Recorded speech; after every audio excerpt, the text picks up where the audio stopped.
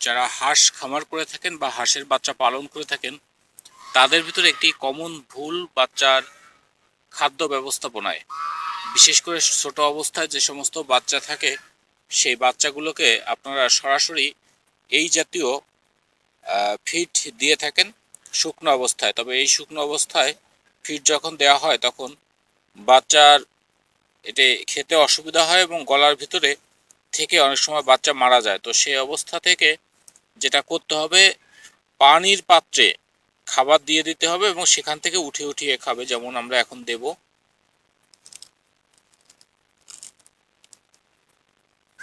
এইভাবে যখন আপনি দেবেন তখন সেখান থেকে খাবার ব্যবস্থাপনা সব থেকে ভালো হবে, এই খাবারটা বাচ্চা খেয়ে নেবে।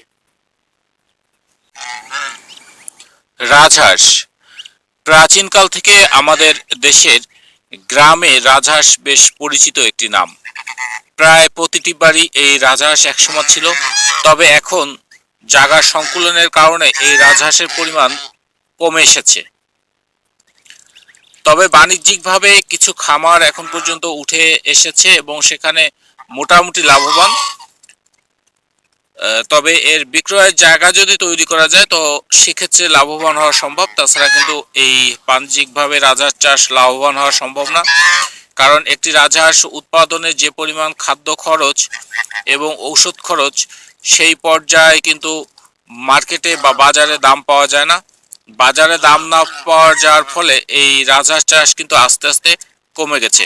একটা সময় গ্রামের প্রায় প্রত্যেকটি বাড়িতে রাজহাঁস ছিল, এখন সেটা কমে এসেছে। একদিকে বাজারে দাম কম, অন্যদিকে জায়গার সংকুলনের জন্য এটি কমে এসেছে। আরেকটি হচ্ছে উচ্চ মৃত্যুহার। বিশেষ করে অনেকেই রাজহাঁস বা যে কোনো হাঁসের বাচ্চা কি করে ব্রুডিং করবেন এই বিষয়টা জানেন না, যার কারণে মৃত্যুহার বেশি দেখা যায়। আরেকটি হচ্ছে খাদ্য ব্যবস্থাপনা। তো যারা প্রথম বাচ্চা হাঁস পালন করে থাকেন তাদের উদ্দেশ্যে এই ভিডিওটি করতে যাচ্ছি। সেটি হচ্ছে, আপনারা যখন হাঁস খাবার দেন তখন দেখা যায় যে একটি আলাদা পাত্রে ফিড দেন। বিশেষ করে এখন বাজারে রেডি ফিড পাওয়া যায়, এই রেডি ফিড দেন এবং আরেকটি পাত্রে পানি দেন। সেই ক্ষেত্রে যেটা হয়, হাঁস শুকনা খাবার গ্রহণ করে এবং অন্য পাত্র থেকে পানি খায়। তো এক্ষেত্রে যেটা হয়, হাঁসের খাদ্যনালীতে এই খাবারগুলো শুকনো অবস্থায় আটকে যায় এবং অনেক সময় এই বাচ্চাগুলো মারা যায়। আরেকটি সমস্যা হচ্ছে তাপমাত্রা কমের কারণে এটি মারা যায়।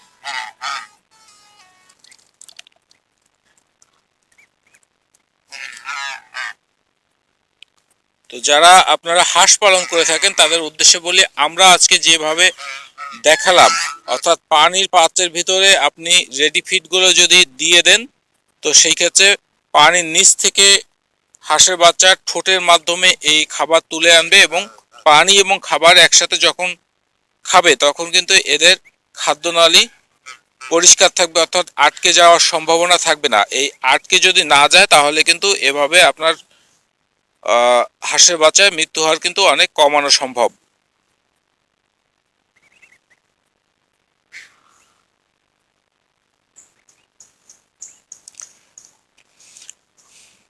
আর যখন আপনারা হাঁসের বাচ্চা তার মাঠ থেকে বের হওয়ার সময় অবশ্যই খেয়াল রাখবেন অন্তত 24 ঘন্টার জন্য মায়ের পেটের নিচে থাকে, ভালো তাপ পায় যাতে নাভি শুকিয়ে যায়। 24 থেকে 48 ঘন্টা যদি তাপ পায় তাহলে দেখবেন যে বাচ্চাগুলো কিন্তু অনেক বড় আকৃতির হয়েছে। আপনারা দেখছেন 3 দিনের বাচ্চা, বেশ বড় এবং সুস্থ সবল, খাবার গ্রহণ করছে তার মা এবং বাবার সাথে। এই রাজহাঁসের একটি অন্যতম বৈশিষ্ট্য হচ্ছে তারা তাদের স্বজাতির প্রতি খুব নজর দিয়ে থাকে, অর্থাৎ এখানে একটি ফিমেল রাজহাঁস আছে এবং 2টি মেল, এরা মিলে কিন্তু এখানে পাহারা দিচ্ছে। এভাবে কিন্তু এই রাজহাঁস কিন্তু পাহারা দিয়ে থাকে বাচ্চাদের। যতদিন না পর্যন্ত এই বাচ্চা বড় হবে ততদিন কিন্তু এভাবে এরা পাহারা দেবে। আর এদের আরেকটি অন্যতম বৈশিষ্ট্য হচ্ছে, বাচ্চা যতক্ষণ খাবার খাবে না ততক্ষণ পর্যন্ত কিন্তু মা এবং বাবা খাবার খায় না। এটি কিন্তু আরেকটি বৈশিষ্ট্য এদের।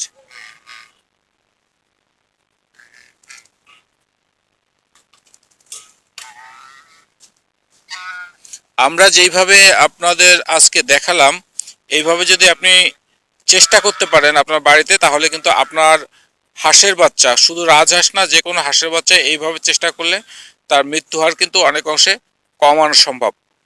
বন্ধুরা, তমাল অ্যাগ্রোভেট ফেসবুক পেজ, আমি এখানে বিভিন্ন প্রকার কন্টেন্ট তৈরি করে থাকি এবং অধিকাংশ কন্টেন্টগুলো আমার ভালো লাগার উপর থেকে করে থাকি।